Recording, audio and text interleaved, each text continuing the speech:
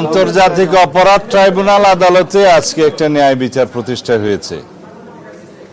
তবে আসামি ফ্যাসিস্ট শেখ হাসিনা, আসাদুজ্জামান কামাল এবং সাবেক আইজিপি মামুন, তাদের অপরাধের তুলনায় এই সাজা যথেষ্ট কম, কিন্তু আইনের উপরে কোনো সাজা নাই। সেজন্য মাননীয় বিচারকগণ সর্বোচ্চ সাজা হিসাবে একটি অপরাধে মৃত্যু কারাদণ্ড দিয়েছে শেখ হাসিনার, আর একটি অপরাধে মৃত্যুদণ্ড, এবং অন্যান্য অপরাধগুলো বিবেচনায় নিয়ে তাদের সম্পত্তি বাজেয়াপ্ত। আসাদুজ্জামান কামালের মৃত্যুদণ্ড এবং আইজিপি মামুনের বিচার কার্যে সহযোগিতার জন্য তার সাজা কমিয়ে দেওয়া হয়েছে 5 বছর।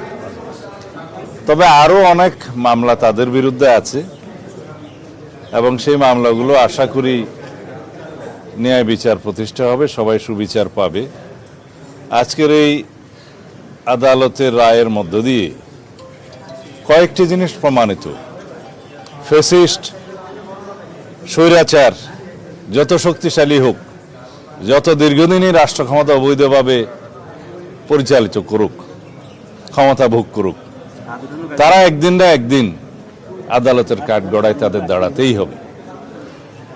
বাংলাদেশে গুম, খুন, অপশাসন এবং বৈষম্যের যে রাষ্ট্র ব্যবস্থা কায়েম করেছিল শেখ হাসিনা, একদলীয় রাষ্ট্র ব্যবস্থা এবং একদলীয় সরকার ব্যবস্থা প্রতিষ্ঠার যে উদগ্র বাসনা চরিতার্থ করতে চেয়েছিল, তা সম্ভব হয় নাই। কিন্তু দীর্ঘদিনের অপশাসন এবং ফ্যাসিবাদী শাসনের জাতাকলে এদেশের মানুষ পিষ্ট হয়েছে, আমরা পিষ্ট হয়েছি, আমরা ভুক্তভোগী হয়েছি। এই দেশের উন্নয়ন অগ্রগতি বহু বছর পিছিয়ে গিয়েছে। আমরা আর পিছনের দিকে তাকাতে চাই না। দেশে ন্যায় বিচার প্রতিষ্ঠা হবে সর্বক্ষেত্রে, আইনের শাসন প্রতিষ্ঠা হবে সর্বক্ষেত্রে, এবং এর মধ্য দিয়েই আগামী দিনে একটি শক্তিশালী গণতান্ত্রিক রাষ্ট্র বিনির্মাণ হবে। এটাই হবে আগামীর বাংলাদেশ, এবং আমরা অবশ্যই সেই বাংলাদেশ প্রতিষ্ঠার জন্য প্রতিশ্রুতিবদ্ধ, অঙ্গীকারাবদ্ধ। আমরা সংস্কারের মধ্য দিয়ে যাব, বাংলাদেশে আইনের শাসন প্রতিষ্ঠা করব, রাষ্ট্রে একটা ভারসাম্যমূলক রাষ্ট্র ব্যবস্থা এবং সরকার ব্যবস্থা প্রতিষ্ঠা করব ইনশাআল্লাহ।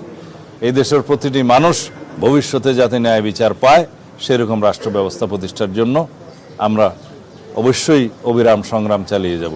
আজকে সেটা একটা মাইল ফলক প্রতিষ্ঠা হলো। এই বিচার হচ্ছে অপরাধের তুলনায় যথেষ্ট নয়, কিন্তু এটা শুধু ন্যায় বিচার প্রতিষ্ঠা না, সামনের দিনের জন্য একটা উদাহরণ, এবং ভবিষ্যতে যাতে এই রাষ্ট্রে কেউ আর ফ্যাসিবাদী শাসন ব্যবস্থা কায়েম না করতে পারে, কেউ নিজে ফ্যাসিস্ট না হয়ে উঠতে পারে, এবং একনায়কতন্ত্র যাতে প্রতিষ্ঠা না হয়, তার একটি মেসাল। এটা ভবিষ্যতের জন্য একটা শিক্ষা, শুধু অতীতের জন্য বিচার নয়, এটা আমাদের মনে রাখতে হবে।